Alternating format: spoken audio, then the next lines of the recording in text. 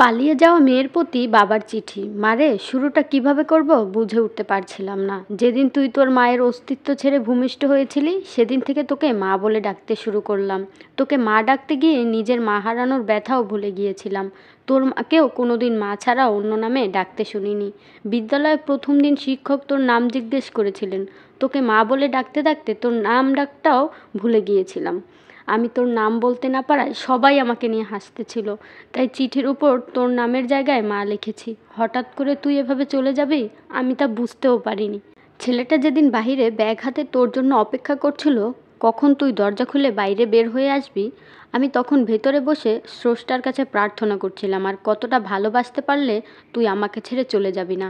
তুই ঘরে বসে ভাবছিলে আজ যেতে না পারলে ছেলেটার কাছে ছোট হয়ে যাবি, আর আমি ভাবছিলাম তুই চলে গেলে সমস্ত পিতৃ জাতির কাছে কি করে মুখ দেখাবো। জানিস মা, তুই তোর 3 বছরের ভালোবাসা খুঁজে পেয়েছিস, কিন্তু আমার জীবন থেকে 20 বছরের ভালোবাসা হারিয়ে গেছে। মারে, প্রত্যেকটা বাবা জানে রক্ত পানি করে গড়ে তোলা মেয়েটা একদিন অন্যের ঘরে চলে যাবে।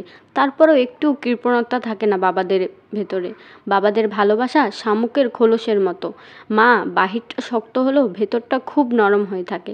বাবারা সন্তানদের কতটা ভালোবাসে তা বোঝাতে পারে না, তবে অনেকটা ভালোবাসতে পারে। জানিস মা, আমার লেখাগুলো পড়ে তোর খারাপ লাগতে পারে, কি করব বল। তোর তো যৌবনে পা রাখার পর চোখ, কান, নাক সব কিছুর প্রতি বিবেচনা করে প্রেম করিস, কিন্তু যেদিন জানতে পারলাম তুই তোর মায়ের গর্ভে অবস্থান করছিস সেদিন বুঝতে পারিনি তুই কালো না ফর্সা হবি, ল্যাংড়া না বোবা হবি।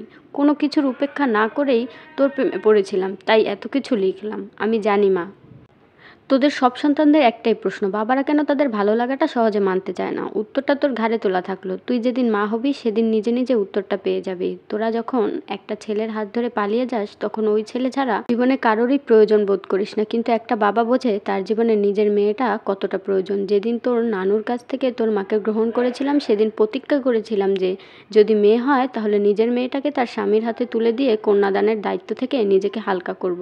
তাই তো তোর প্রতি এত অভিমান। মারে, বাবার উপর রাগ করিস না।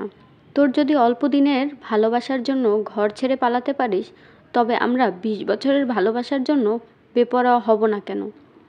বাবারা মেয়ে সন্তানের জন্মের পর চিন্তা করতে থাকে নিজের মেয়েটাকে সুপাত্রের হাতে তুলে দিতে পারবে তো, আর যৌবনে পা রাখার পর চিন্তা করে কোনো প্রতারণার ফাঁদে পালিয়ে যাবে না তো। তাই মেয়েদের প্রতি প্রত্যেকটা বাবার এতটা নজরদারি। যদি মন কাঁদে চলে আসিস, বুক পেতে দেব।